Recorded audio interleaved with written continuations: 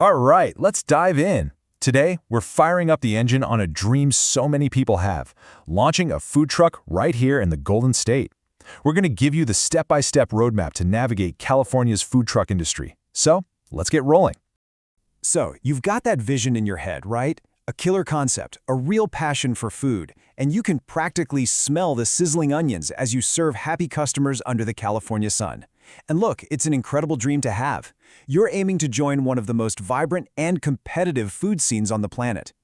But to make that dream a reality, we've got to talk about, well, reality. The dream is all about those delicious fusion tacos and the buzzing crowds. The reality? It's a whole lot of navigating California's very detailed health, safety, and zoning regulations. But hey, don't let that scare you. That's exactly what this is for, to give you a clear map through it all. We've laid this whole thing out like a road trip, with 4 main stops on our journey. We'll start with the blueprint. That's your plan. Then, we're making it official, all the legal stuff. After that, we build the rolling kitchen, the truck itself. And finally, we get the green light to launch. This is your roadmap, from just an idea all the way to opening day. Okay, so first things first. Section 1 is all about understanding California's food truck scene. Before you even sketch out a menu or a business plan, you have to get the lay of the land. You've really got to do your homework on this incredibly diverse and, yes, competitive market. And just look at this. California is not one single market, right? Each city has its own flavor. LA is all about that amazing street taco and Korean-Mexican fusion scene. You go up to San Francisco, and it's all about vegan, organic, and gourmet food. San Diego, it's seafood and beach classics all day. And Sacramento is the heart of farm to fork and BBB. The bottom line, your concept absolutely has to fit the city you're in. And here's a huge insider tip, especially for those big city markets. It's not just about how your food tastes, it is absolutely about how it looks. In places like LA and San Francisco, having a strong brand and food that just pops on Instagram, that's basically rocket fuel for your business. Okay, so you've got that market research in your back pocket. Now it's time for Section 2, your business blueprint.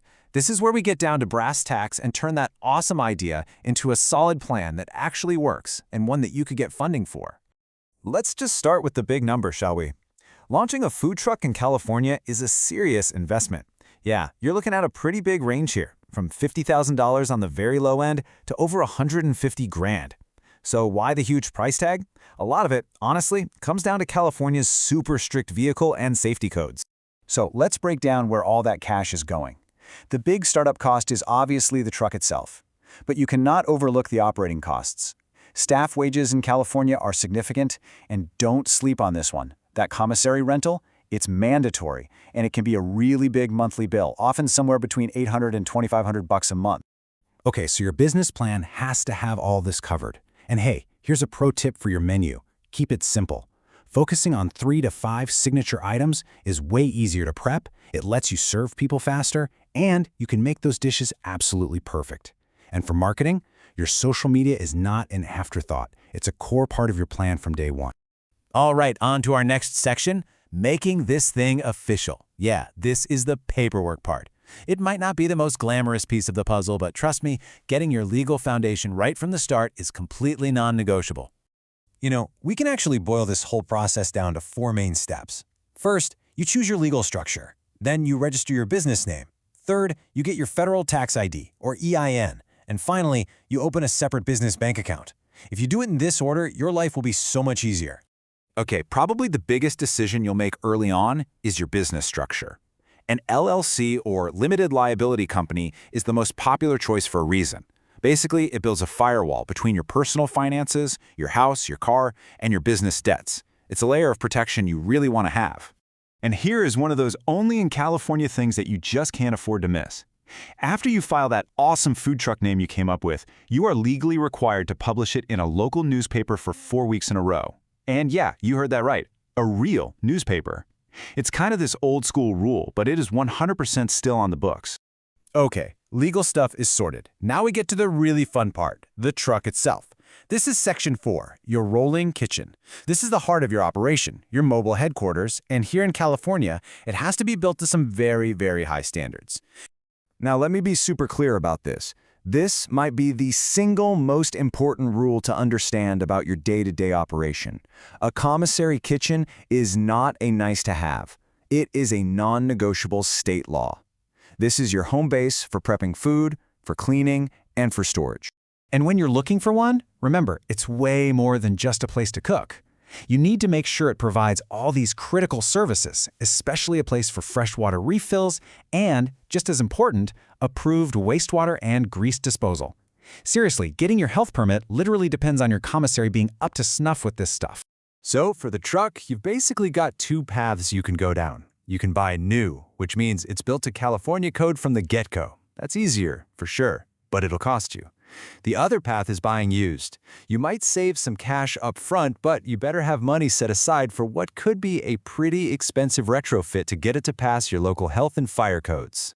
And these are the absolute must-haves for your truck. No exceptions.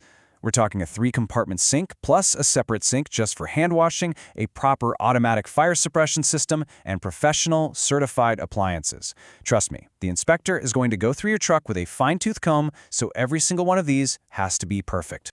We are on the home stretch. This is our final section, getting the green light. You've got the plan, you've got the truck. This is about getting all the final permissions you need to finally open up that service window and start selling.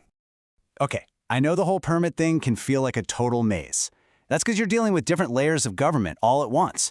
You've got state requirements, you've got the county health department, and you've got the specific city you want to sell in. Each one holds a different piece of the puzzle, and you need them all.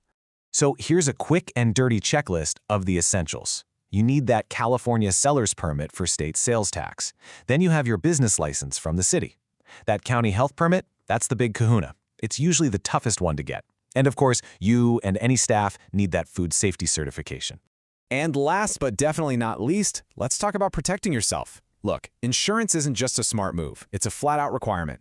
Most cities won't even think about giving you a vending permit until you show them proof of general liability insurance. And if you have even a single employee, workers' comp is absolutely mandatory here in California. So there you have it. You've made it through the blueprint, the paperwork, the build-out, and all those permits. You have officially gotten the green light. The road is wide open for you. The only question left is, where are you heading first?